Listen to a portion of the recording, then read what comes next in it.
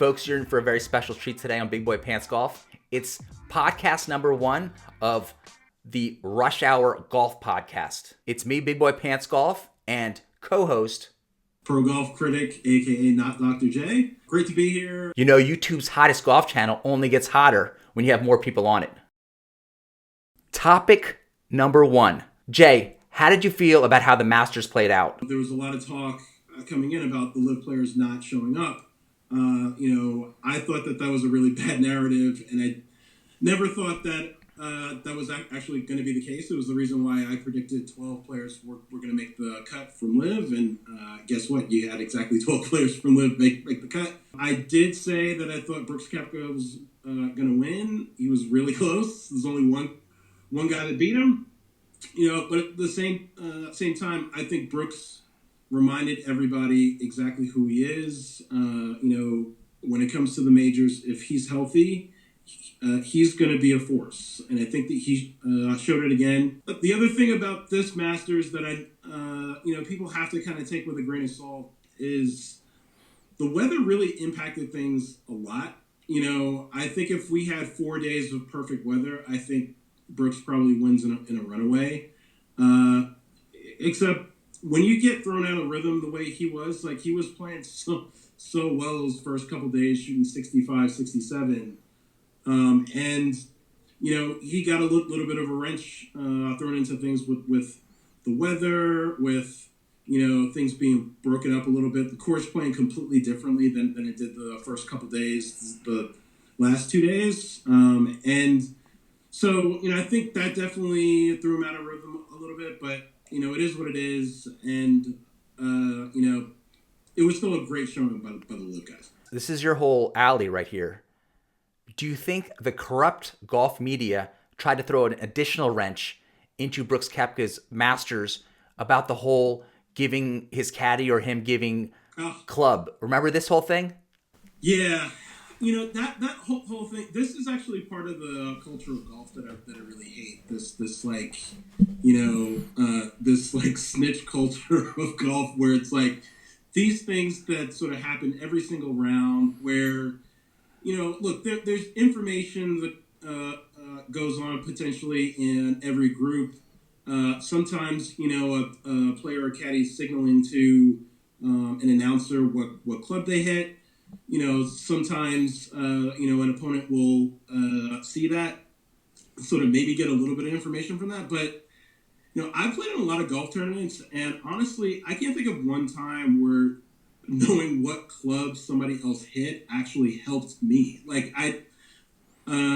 folks' games are so completely different that for people to sort of harp on that, to make that a bigger thing than what it was just a really bad look for golf and for the traditionalists. Well, Jay, just like you pointed out, the golf announcers or the camera people need to know what club this person hit, so that for the guests at home, for the viewers at home, how else do they want them to relay the information?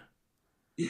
Like, what's the expectation there? Yeah, I've known a few folks that are sort of announcers in the golf world, and they do have like some sort of signal system that I've never fully understood to like know what clubs people are hitting. But I just think that those things are not important. I think that even if like every player knows exactly what club their playing partner hits, it's not necessarily an advantage or a disadvantage. I think that it's totally irrelevant, and it's something that we kind of need to get out of the game. Like, in order to make pro golf as big as it can possibly be, I think we need to continue to like start stripping out some of these archaic rules that you're trying to get somebody on like some weird rules. Technicality.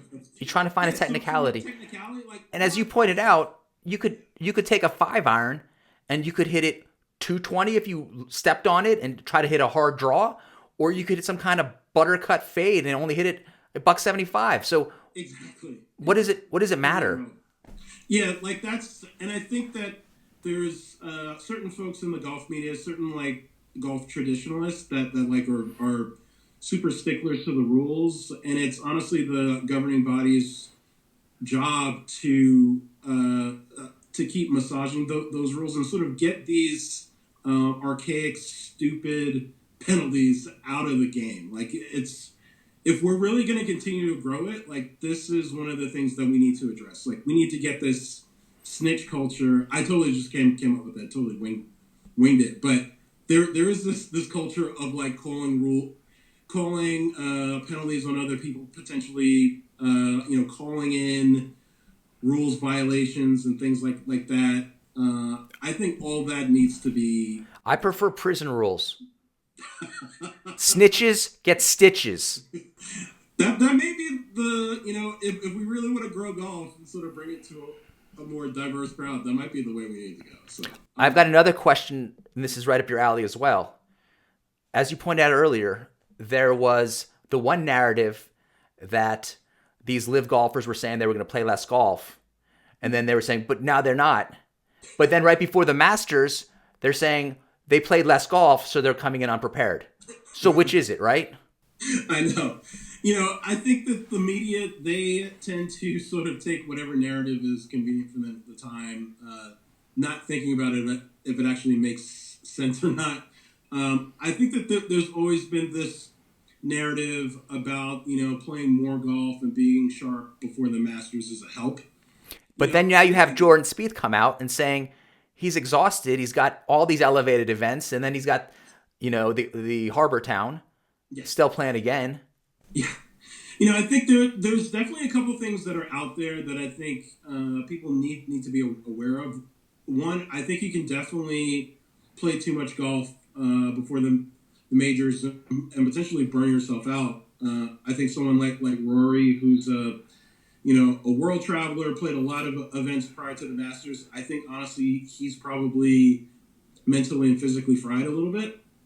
I think that those are things people need to take into account. I think Jordan Spieth has talked about it just with playing too much golf. I think Scotty Scheffler's even alluded to it too. I think that, that's sort of one side of the equation, playing too much golf. I think the other thing to sort of keep in mind is that, I think being fresh for the first major of the year is actually a really important thing. If you look back in history, going way, way back to, the late 80s, really mid to late 80s towards the 90s, where you had a lot of European players winning the Masters, a lot of those guys weren't really starting their seasons until March, really. So they only had a month of tournaments where they were coming in, and you had guys like Seve, you had guys like Longer, Woosnam, Olazabal. I'll pronounce Olazabal. How about that? Olazabal, exactly. Faldo. Like, a lot of those guys, they were coming in only playing like, a handful of events in the year prior to the Masters. And I really do think that being fresh for that tournament, because it is so taxing mentally, just with the grind of the sort of super slippery putts there, the grind of just playing in the Masters is, I think that's something a lot of people aren't really talking about, and it's something that I think as time goes on, it's going to be something that people need to be mindful of. And I do think that the LIV guys have an advantage, and that's the reason why I predicted so many were going to play well. And, we saw Phil just absolutely rocket up the leaderboard Sunday, which was awesome to see. Patrick Reed, same thing. Koepka finishing second. Even Joaquin Niemann was like so close to like finishing in the top 10. Just had one bad hole on Sunday. If you want to go on the Masters website and look at his 11th hole, it wasn't pretty. He made a triple, and that was kind of the difference. But between him finishing in the top 10 or finishing, I think, 16th, where he wound up. Jay, almost 53-year-old Phil Mickelson comes in tied for second with Brooks Koepka. Yeah. Discuss. Yeah. Yeah, it was incredible. I really wish that CBS, the broadcast, showed more of it. Luckily, he was on feature groups, which helped me see every single one of his shots. And they also the Masters posted on their YouTube channel actually posted every shot, which is awesome. I love those. It's like 10, 11 minutes. You can watch every shot. You really get a sense of a flow of the round. What was weird because it seemed for a while it was just a two-man show, but they still had to finish up the third round. And all of a sudden, at a certain point in the fourth round, all these guys are shooting up the leaderboard, and the leaders aren't going up further, so it's getting bunched up. And then you suddenly have like a good hour and a half or 2 hours where it seems interesting, exciting again, before obviously then you realize, hold on one second, I got some English guy calling me. Dude, okay, he's off. Are we back?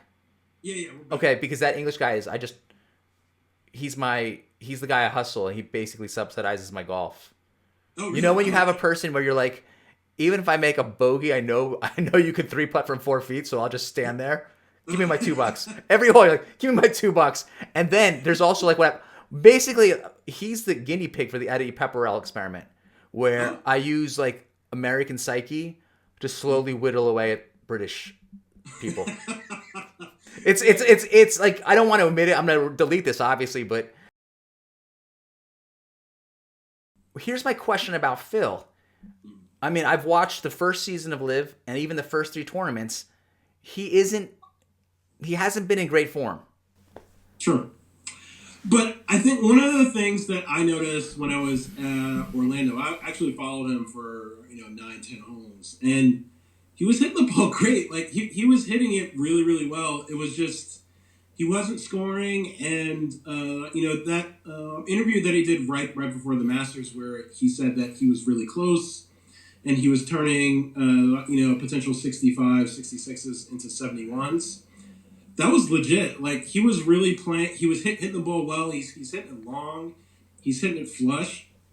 And it's just one of those things about golf. You just have to keep doing that, and eventually you're going to break the door down. And his breaking the door down moment just happened to be at Sunday at the Masters, where he shot 65, and it honestly could have been 62, 63. That's how good he was playing. Well, it was weird because Fuzzy Zeller went out of his way to say that Phil Mickelson didn't say a word at the Champions Dinner. Yeah, I don't know how true that is. I do think that Phil was trying to keep a low profile just because, look, he didn't want to, obviously he missed last year. He was in the middle of, constructing LIV and sort of helping put things together. And I think that he's taken a lot of heat over the last year. But at the same time, Phil Mickelson is really the leader that the pro golf world needs. Like he's honest, he's transparent.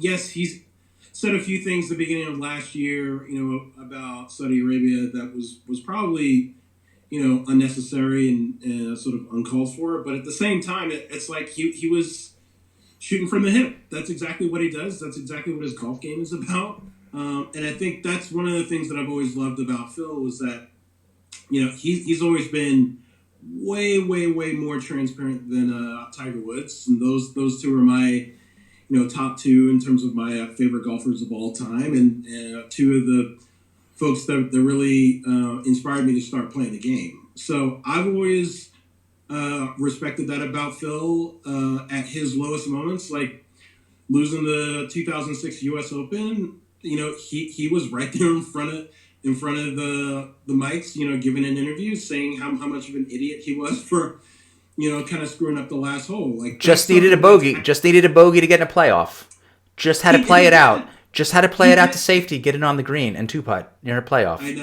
I know. It's kind of funny to think back to that and sort of how his career could have been, different if he had, if he had capitalized on that accomplishment, because he would have won, I think at that point, consecutive majors. Like he had just won the 2006 Masters. He had won the PGA the previous year. I think he would have won 3 straight majors at that point. So, right. But he's ended up through good karma. He wins the PGA championship. What is he, almost 51 at that point? Yeah. So And now you can see he can still win another major, and that's my question to you. The rest of this year, he's finished tied for second in the Masters. How do you see him for the rest of the three majors? It's a great question. I think that there's one tournament that sort of stuck out to me that, like, I know it's the one that he wants to win probably the most, and that's the U.S. Open, because he six can, times second place. Is it six? Is it? I think it was six, right? Six, yeah, 6 second places. He's knocked on the door so many times, and I think LACC. I've had the good fortune to have played LACC about 10 years ago. I think that course sets up really well for him, just in terms of, it is probably, of all of the U.S. Open venues, it's the most Augusta-like. And obviously nobody really has a better record than Phil at Augusta, between his 3 wins. And I think I saw something where he's finished in the top 5 like 12 times or something like that, something crazy. He honestly has a record right there with, Tiger. Even though Tiger has 5 wins, Phil has 3. I think that Phil's longevity, Tiger's just not going to be able to have the same level of longevity as Phil. I think Phil is in great health. I think that his swing looks great. I think that he's building momentum. He hasn't played that well in any of the LIV events, but I've seen it coming.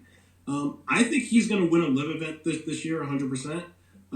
He might win Australia. We'll have to wait and see. But I think that the U.S. Open, LACC, keep an eye out on that one. If he can maintain his good play for the next couple months, I think he's got a great chance. In terms of longevity, Freddie Couples, 61 or 63 years old. 63. Yeah. Oldest guy to make the cut at the Masters. Crazy. But he also said things about Phil Mickelson, about, them paying him $200 million to, I don't know, shoot 75 or what have you. And then Phil does this. What does Freddie say to Phil at this point? I think Freddie needs to probably keep his mouth shut. Number one, I think that all due respect to Fred Couples, I admire him. He's one of the greats of the game.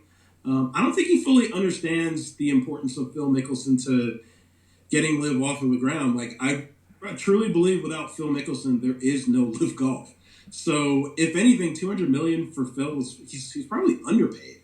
100%. I mean, yeah. To give your tour credibility, you either get Tiger or Phil. Yes, 100%. And I think Phil, even more so than Tiger, like, he gets a lot of the value of LIV. I mean, Phil's been talking about reshaping and revamping professional golf for as long as I can remember. I think that he's always had a lot of great ideas. The match that he started with Tiger, that was a Phil Mickelson idea. I think it's actually something that I'm scheduled to talk to Phil about a little bit more detail about his ideas for doing like Pro Golf Critic. Can you just say that again? yeah. I can't believe I actually said that. But yeah, Phil and I have been talking a little bit over the last couple of weeks about his ideas for revamping the match play, because obviously 2023 is the last year of the Dell match play, which is basically just the PGA Tour event. Well, here's my question before you get to that, go on. Yeah. Is that just another sponsor loss, just like the Honda? Oh, yeah, absolutely. Like, I think that the match play has sort of seen... look, there's a lot of things going on with the PGA Tour right now. They're totally revamping their schedule for 2024. It's pretty clear that there is going to be no match play for next year. From what it sounded like Dell was in to do it for another year, but for various reasons they just couldn't get it on the schedule. So, could it come back at another time? Maybe, but I do think that losing that event was probably a really profitable one for the PGA Tour, and it doesn't really make a lot of sense that they don't want to keep that one going. But it does seem like the PGA Tour, sponsored by sponsor, like longtime sponsors like Honda, 40-year sponsor of the PGA Tour out. Dell's been a sponsor of the match play for probably 10 plus years. They're out. Pro Golf Critic, huge question. So they're losing these sponsors, and next year you're going to have the second tier events. No one's going to watch them. What's going to happen to those sponsors? It's a great question. I know that a lot of there's just so many moving parts right now. Like, they're moving the events around. I know Houston Open, they were a fall event for a while. They were their sponsorship was sort of threatening to leave, and they've actually moved them up to the spring to basically replace the match play. So you have another Texas event in March. But there's going to be a lot of events that are really going to take a hit. I don't know exactly how the PGA Tour is going to sell that to those sponsors. So I think it's going to be really dicey times the next couple of years. And I do think that the PGA Tour needs LIV in a lot of ways. They need those players. They need to have some events to sort of get fans excited about some of these of these events again, because I think the Masters showed that how much having all of the best players in the world in the same event is a huge benefit. The Masters had its best ratings in 5 years, and without Tiger and without Rory on the weekend. That isn't a coincidence. What's interesting about that is in 2018, it actually had more views, and that was when Patrick Reed won. That's true. And so, and this Masters too, Patrick Reed did well. Maybe Patrick Reed is the people. No. Give him some PIP money. Patrick Reed should get PIP money. I think that one of the narratives that I've heard the media say is that a lot of the quote unquote villains, that were on the PGA Tour have gone over to LIV, and that's. I think there is some truth to that. Actually, I did a piece on this, basically comparing LIV Golf to the Raiders football franchise, where the Raiders for the longest time were sort of the sort of evil empire of the NFL, and they had a lot of guys like Al Davis, who was sort of seen as this villain in the football world, which a lot of people see Greg Norman the same way as this villain, which I totally really don't fully understand, but Jay, a lot of people see Phil the same way, and Patrick Reed the same way too. So. Well, I mean, in terms of obvious villains to me, and we're talking about the PGA Tour potentially losing a lot of events and sponsors, yep. And then you're going to a downward spiral. What about the DP World Tour at this point? Oof. They win. Yeah. They win the case, but now you won the rights to keep out the main attractions, thereby also continuing a downward spiral. And now, or what they're likely going to do is backtrack and try to figure out how to get these guys in the tournaments. Yeah. But now they're also saying that Luke Donald can pick whoever he wants for the European Tour, which is one more of these reasons why some of the guys might not want to go to the LIV Golf Tour. That problem's removed. John Rahm can do what he wants. So how do you see this playing out? I'll phrase it this way: how is Keith Pelly still the CEO of the DP World Tour? It's a great question. It reminds me of the famous Rosie Perez line from one of my favorite movies, White Man Can't Jump. Sometimes neither can Asian men. Neither can Asian men. But go ahead. Yeah. Jeremy Lin, one exception. Go ahead. Fair enough. No, sometimes when you win, you really lose. And I do think that the DP World Tour winning this arbitration, I don't think it's necessarily a great thing for them. I do think that they are going to look. They're still going to have LIV players playing in certain events. They just wanted to have the right to sort of pick and choose what players actually played. Like they're going to want to have Henrik Stenson play in Sweden. They're going to want to have Martin Keimer play in Germany. Like they're going to want to play, have those guys be there because it's going to be the best thing for those particular events. It's so awkward because remember, Henrik Stenson loses his captaincy, they strip him the captaincy, and they also he and Annika Sorenstam every year won that kind of Swedish awards or whatever, and he had some type of children's foundation or youth Yeah. program. They kicked him out of that too. So now they're going to say like, but now come over and play here and do us a solid. Yeah, there's definitely some weird stuff going on in the golf world. Like, if you really wanted to look, it doesn't take a genius to figure out how much collusion there actually is in the pro golf world. Like, you could just look at what's happened in the last year, just with anytime somebody goes to live, like Thomas Peters going to live, all of a sudden his agent drops him, like. And his agent just happens to be the same, the longtime agent for Tiger Woods, and Tiger Woods is obviously one of the champions of the PGA Tour. Like, these things aren't coincidental. So I think when you see things like the DP World Tour wanting some of these players to play in some of their events, you can kind of see a lot of the hypocrisy. Like, there really needs to be a reckoning that sort of happens with the DP World Tour, the PGA Tour, Live Golf. Things need to be totally restructured at this point, which is part of the reason why I've been advocating for, like, I do hope, and it sounds bad, but because I've been a fan of the PGA Tour for so long, seeing a lot of this collusion and the quote-unquote strategic alliance with the DP World Tour that does the DP World Tour no good. I want the whole thing to be blown up. I mean, it's weird because you have Keith Pelly giving his interview after they win, and he's talking about these standards that these guys don't play in they don't support the local events. But then you have guys like Billy Horschel and Colin Morikawa who also only go to the big point events to get the OWGR points. The exception, all you have to do to have the European Tour status is play 4 events in addition to your PGA Tour events. So why aren't you mentioning that about Billy Horschel only choosing the big events? Also, I think, and you might know this better than I do, when's the last time Rory's played in the Irish Open?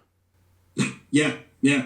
There's so much like hypocrisy and just like ridiculousness going on with the DP World Tour. Like, obviously, look, they're getting money funneled from the PGA Tour. I totally understand that. So people like 40% owned now. 40% owned of their production company. Yeah.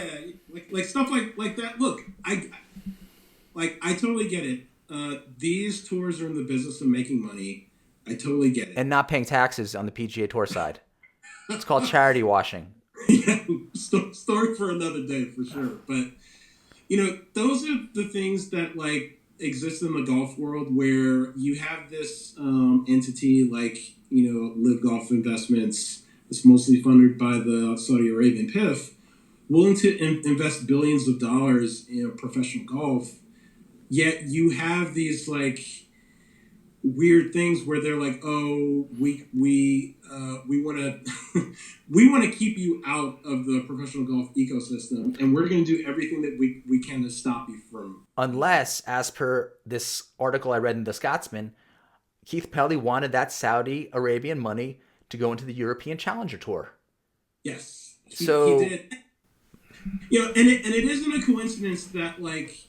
A lot of that stuff was happening around the same time that the PGA Tour started their strategic alliance with the DP World Tour, where, I think that the PGA Tour has seen this potential threat, even though they shouldn't see it as they shouldn't see LIV as a threat. It really is additive to the pro golf ecosystem. Like, I feel like anybody with a brain can sort of see that. And if there's just a little bit of collaboration between the PGA Tour, the DP World Tour, the LIV Tour, we could actually get to the point where we can start figuring out how many events are sort of optimal for LIV to because people keep saying, oh, LIV has 14 events. Nobody says that's set in stone. Like, if the PGA Tour and LIV were to actually talk, maybe you could figure out a very convenient schedule for everybody involved, including the DP World Tour, where the DP World Tour can get a handful of events where PGA Tour players like Rory and Rahm. You could definitely create a win-win-win situation. But Yes, and what they've done now is essentially, as Lee Westwood and Ian Poulter said, turn the DP World Tour into the fifth largest tour in the world, because now the Asian Tour is going to go into Scotland and have yes, their first event there. And so now you can have it going the other way completely, where these guys can bring their points with them, like Ian Poulter, Lee Westwood, bring their strength of field points and take it to the Asian Tour instead of taking it to the DP World Tour. And you just constantly shoot yourself in your own foot. yes, and I think that's where like I feel bad for someone like Keith Pelly. I think that he has a really difficult job. Basically, he is Picking what color glasses he's gonna wear. yeah.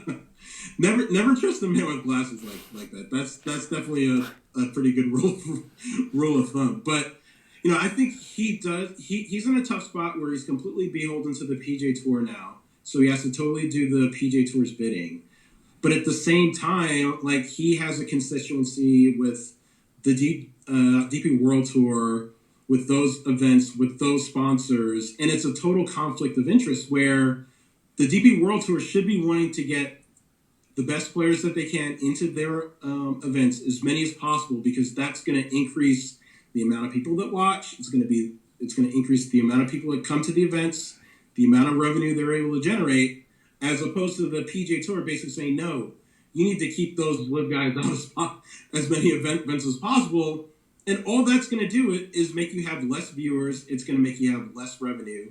And maybe the PGA Tour is making that right with the DP World Tour. But from everything that I've seen and everybody that I've talked to that's been that's played on the European Tour, that's been involved in the business of the European Tour, the DP World Tour is not getting anything out of the strategic alliance other than more money funneled to the DP World Tour production company, which you know what? No, but is a significant amount, but still, like, that's short-term strategy. yes. So give it a 3 years, 5 years, people are going to be like, they're going to look at this strategic alliance that Keith Pelly okayed, and it's gonna make him look ridiculous. Here's a question for you to think or to discuss. Mm-hmm. Would the DP World Tour have been better with a strategic alliance with LIV? Yes, 100%. Everybody that I've talked to, and I've talked to some folks that have been involved in, that have been on the board of the DP World Tour, the PJ Tour, and basically the consensus is the best thing for the DP World Tour would have been to align with LIV, align with the Asian Tour. Basically, all of the global tours in the world basically align together and go up against the PJ Tour.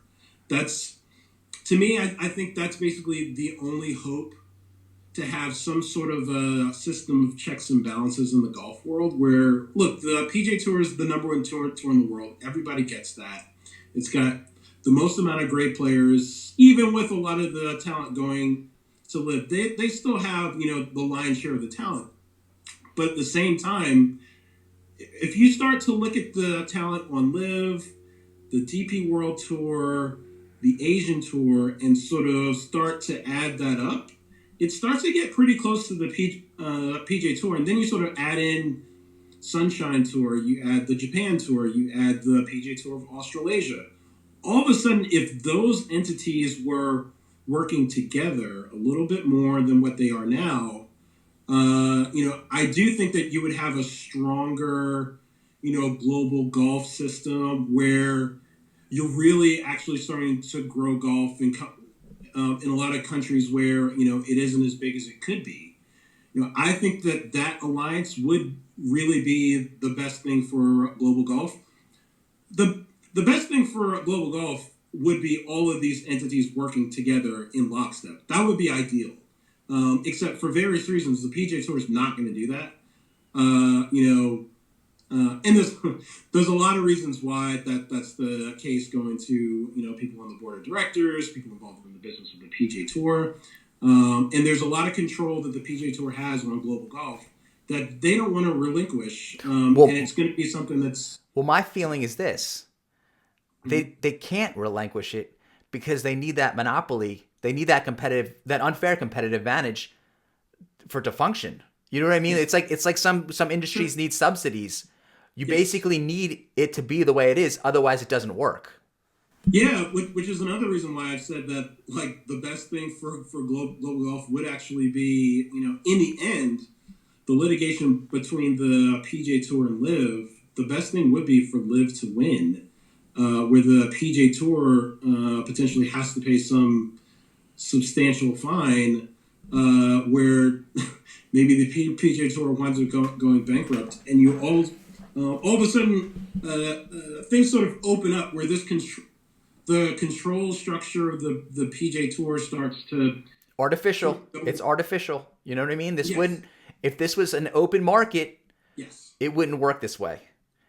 But because 100%. everyone's pulling the strings and you got friends in Congress, etc., Yeah, then you can make this artificial structure be profitable. Also, you're not yeah, paying taxes, etc. yeah. There's a So lot. there's a lot of Yeah, things that are going on that wouldn't happen in an open, free market. yes. And I think if it was a open free market where you had all of these tournaments on the PJ Tour sort of operating independently, like you could really start to put together like a real global world tour with like all of the best PJ Tour events, all of the live events, all of the best like DP World Tour, maybe put in a couple of Asian Tour events as well. Like you could really put together like a really great schedule of 35 to 40 events, still have kind of like a 3 month off season of like great high level pro golf in all of these countries throughout the world. Most of them still in the United States, but still, going to Australia, going to, Well, the you UK. can utilize that off season and help other guys build their name and show their Yes. skills. You know what I mean? So 100%. just like a farm league or Yes. triple A ball almost, that like you can have these guys all play against each other, and you can say amongst this bunch, Yes. these five are the best, or these 10.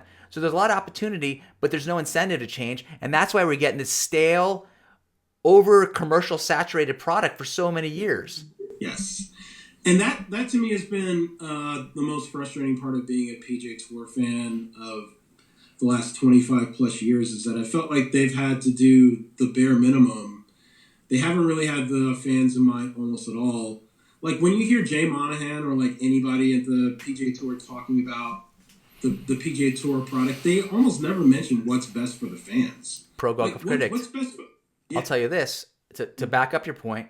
I got into a Twitter beef with an ESPN writer slash Golf Channel guy who DM'd me on Twitter, or I think it's still DMing, right? Yeah. And we went back and forth. I have the video. I made it into a Big Boy Pants Golf video, and he flat out says right in the beginning, fans don't matter. Just point blank. He's like, you don't understand. They don't matter. And then it was like, that's a little. No, I heard the same thing. Peter Costas was on the No Laying Up podcast maybe 2 or 3 years ago, and basically said the same thing. Like the CBS executives did not care about what the fans thought, really. And when you hear stuff like that, and it starts to like get a little bit of momentum, where it's like there's a lot of people saying this. There's a lot of credence to it, and every golf fan should be pissed at that. Like that's to me, I'm a golf fan more than anything else, and the only thing that I've wanted for the pro golf ecosystem is for it to be as big as possible and to give the fans more of what they want without these artificial barriers that are in place. That's why I've been such a big fan of Live from the beginnings, because I feel like Live is our only hope to sort of getting This to is where we Star want to Wars. be in the golf. This Yeah, is Star totally. Wars, and that's like Liv is like Luke Skywalker, and we're Princess Leia.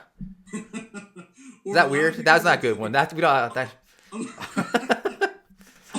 a lot of people would say Greg Norman is definitely Darth Vader, but there's I definitely think that there are all these sort of entities in the golf world that like if we just had a clean slate, without all of these conflicts of interest, like the fans would benefit, the players would benefit, like the entire golf ecosystem would benefit, and that would be the only way to get to the end game of making golf as big as it could possibly be.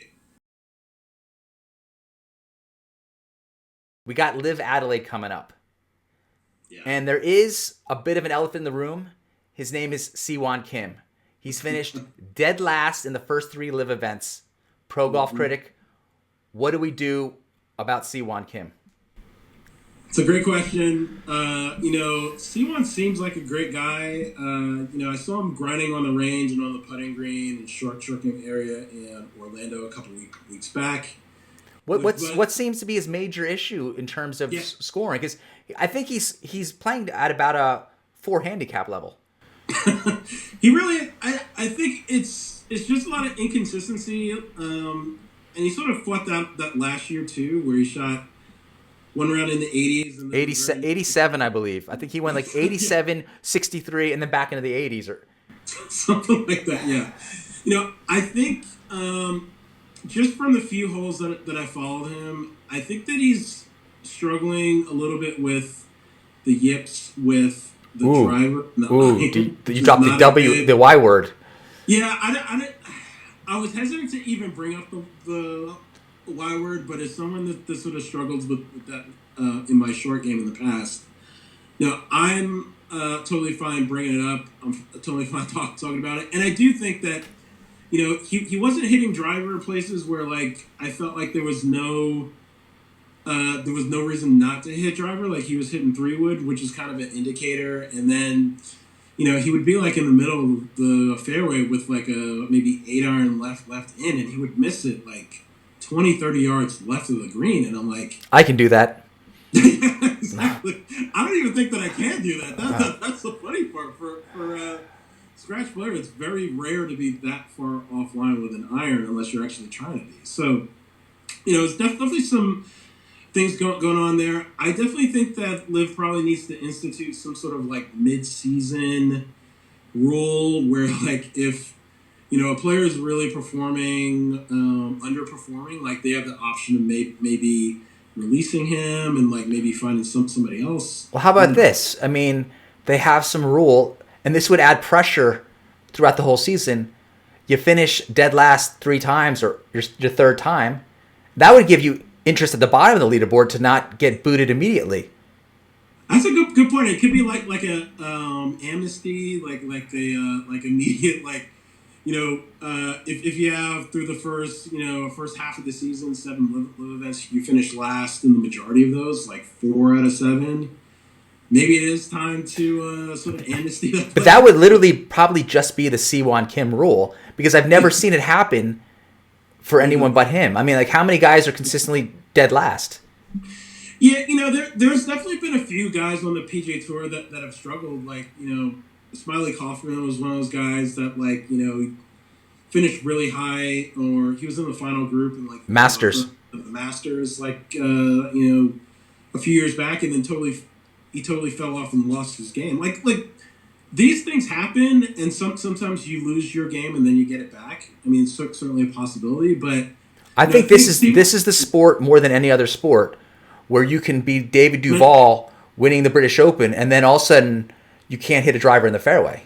I know. David Duval was one of my favorite players too, growing up, and it was like as soon as he won a major and like switched equipment, started using Nike stuff, he was never really the same. So, and I know a lot of that had to do with like injuries, and he was trying to remake his body, and I think certain players find out that like overworking out is not necessarily a good thing, and I think David Duval is one of those guys where moderation is key. Moderation, yes, that's a very great rule of thumb for anybody, in the golf world. Like, you don't want to over practice. You want to get reps in, obviously, but you can overdo it, and I think you can potentially create more issues than I think I remember reading this about Jack Nicklaus, but it's like once you fixed your issue on the range, you stop, because otherwise you can just get tired and then create new issues.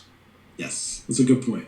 Yeah, there's so many players that have gotten burned out over the course of time, and it's something players need to be aware of. And I don't. It could certainly be a situation where Siwon wanted to like prove himself so much this year that he like overdid it. Like he's very talented. Like I've seen him on the range. Like he hits it pure on the range. Like I think it's a mental thing where you get on the course. It's just a little bit different. But It's called pressure. you know, It's called pressure. You know. And, Suddenly the trees move in. Fairway gets about yay wide. no one knows that better than me. Like someone that plays really well in practice rounds and stuff like that, and then you get in tournaments, and it doesn't feel the same. Like it's totally different. So, I think that with him, it probably is more mental than it is his actual game. And I do think that the Ironheads, because the Ironheads have been performing really well this year, and if it wasn't for him, like they would be like in the top 3 almost every week. So, what do you think Kevin Na is like in the locker room with Siwon Kim? Is he like Siwon tries to get a bottle of water and Kevin Na knocks it out of his hand?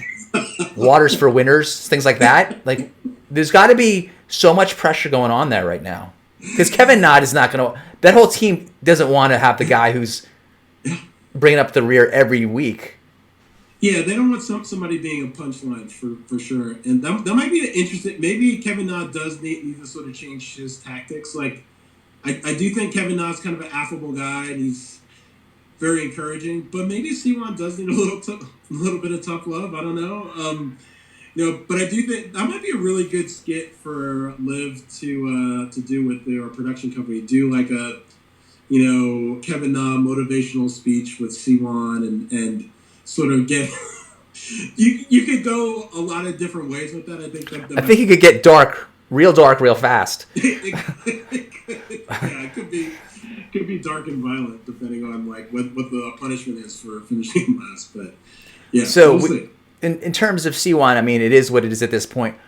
Who do you think? What individual do you think is going to stand out? Maybe top 3 guys. Yeah. For me, I go back to something that I predicted at the beginning of the season. Patrick Reed was winning a LIV event. I think he's playing really well. He played really well at the Masters. Obviously, finishing tied for 4th. Had a great final round. I think he's rounding in the form. I think that this course, I don't know that much about the Grange, but I do think that it kind of fits his game a little bit. And I think that Patrick Reed loves to...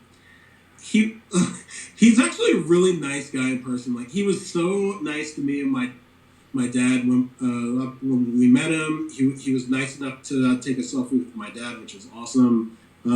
I saw that selfie. He seemed genuinely happy in it, and he seems younger in that photo than in real life. He looked like he was like an 18-year-old kid. He did. I think that being a LIV has sort of made him a little bit happier for sure. And I do think that with all that being said, I think that he would love nothing more than to go into Australia and totally spoil the homecoming of Team Ripper with Cam and Leash, Matt Jones and Jed Morgan. Those guys have not been crushing it this year. They have not been crushing it. That is true. They've been. There's the crushing it, and that's the opposite, and it's them. Yeah, Ripper. They've been. I think a lot of that has to do with Cam. I think Cam has been sort of.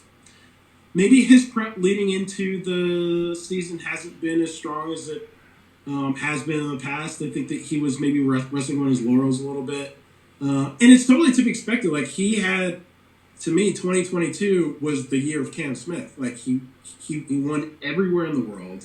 He won the Players. He won the Open. He won his hometown event in Australia. Finished like 3rd in the Masters too. Was in it. He was in it until he dunked the water shot. Final group of the Masters. Like, it's so hard to maintain that same level of golf multiple year after year. I think he was probably due for a little bit of a letdown, and people are going to blame Liv for that. That's a total bunch of garbage. Like, I think people have ebbs and flows in their golf game. I do think Cam Smith has sort of been ebbing a little bit, and he is going to start flowing pretty soon. I think he's going to peak around like summertime, so he's not quite there yet. But I do think Mark Leash, man, watch out for Leash. I think he's going to finish in the top 3. He's been trending. He played pretty well at Tucson. I think he's going to be really jazzed about being back in Australia. He seems to play well there on this type of course. And then if I have to pick a third, I'm going to go with Joaquin Niemann. I think Joaquin Niemann has been playing pretty well all year. He had a pretty good Masters, finishing tied for 16th. He just had a couple bad holes where he made a triple, he made a couple doubles. Like, he could have been right there in the mix if it wasn't for those, costly errors. And I don't think that the Grange, from what I've seen so far, really has a lot of holes that are going to promote big numbers. So I expect him to be up there too. I'm going with my new favorite LIV golfer because of his Instagram tips, Charles Howell III. He's on Instagram now. He's giving these tips out, and the last one, you've seen these, right? They're pretty frequent now. Yeah, they're good too. They're really good. You might have made me LIV golf material. I might be replacing Siwon Kim now. He's basically like the first one. He's like, your right hip, as you turn back, replaces your center line, and your weight's actually on your left side of the top of the backswing. Tried it out yesterday. It's ball go too far. It was insane. I was like, I can't believe this is me doing this. He's already won this year. He didn't get invited to the Masters. I think he just becomes this guy. He becomes another beast on the LIV Golf Tour. In terms of the other two, why not? I'm going to throw out Peter Uihlein, star from last year. It's about time. He loves that kind of shtick. And let's go with a random. What about a little bit Sergio? Maybe he finds his form again. He just needs to be there. Because it's been fairly random so far. I'm going to go with Sergio as my top 3. I like that. Give me the winner. Give me a winner, the team winner. Just one team. One team. All right. If I have to pick a team, especially because I'm wearing their hat right now, I'm going 4 Aces. 4 Aces have not won a team event yet this year, which is kind of an upset in itself. I think, like I said, Patrick Reed's going to play well. Peter Uihlein, like you said, is playing well. Makes no sense to switch up Taylor Gooch, the winning formula. Now look what's happened. Right? I mean, you can pinpoint it to one thing. Well, also they have more talent. The other teams got better, but yeah, I'll ignore that right now. I'd like to go this simple. No, Taylor Gooch is really good. I've been saying I've been on the Taylor Gooch block for like a full year. Like he's. I really do think Taylor Gooch is the top 20, 30 player in the world. He just played pretty well in the Masters, finishing, I think he finished 34th, being his good friend Max Homa, who was allegedly the 3rd best player in the world, like 2 months ago, which was a total ridiculous statement. But I do think that losing Gooch was a big deal. But like I said, I've been on the Peter Uihlein block for way longer than anybody would ever know. Like, I've known about Peter Uihlein ever since he was the #1 amateur in the world. He was ranked #1 for like over 50 weeks. Like, if you watch Peter Uihlein hit balls on the range, and like you've got most of the other LIV players there, there's a few guys that stand out. And Peter Uihlein is one of those guys when it comes to ball striking. And I do think that he's probably been the most consistent member of the 4 Aces this year. I got to give a shout out to Pat Perez, though. Pat Perez is playing really, really well right now. Played with him in the Pro-Am in Orlando. Like, I can honestly say I've seen a lot of pros play 9 holes. Like, I've never seen a pro play better than what Pat Perez did in person. Like, it was really, really impressive. Not to say he's going to do that all the time, because that's one of the hardest things to do in golf, but he is playing well. And probably Dustin Johnson might be the weak link right now. So if DJ can get back to form, like, the 4 Aces are going to win 100%. Because I picked Sergio to do well, I'm also going to go with my stock answer, Fireballs. Love it. Love Fireballs. No, it's a great pick. Like, there's certain teams you could pick to win every week, and I think Fireballs, I think 4 Aces, Crushers, if they can get Anaban Lahiri back because I know he was out for Orlando and they had to bring in a sub. I think it was Andy Ogletree. That's kind of a tricky situation. So we'll have to see what happens with Crushers, but you can't go wrong with Fireballs. You can't go wrong with Four Aces. Torquay, too. Torquay has been... They won Orlando. A lot of those guys are playing well right now. Like, they could easily win it any week as well. You're not wrong. Neither are you. Thank you. Folks, Pro Golf Critic, actually our first episode, so not another episode. We'll have many more of these episodes coming up. Do us a favor, share, subscribe, like, not necessarily in that order.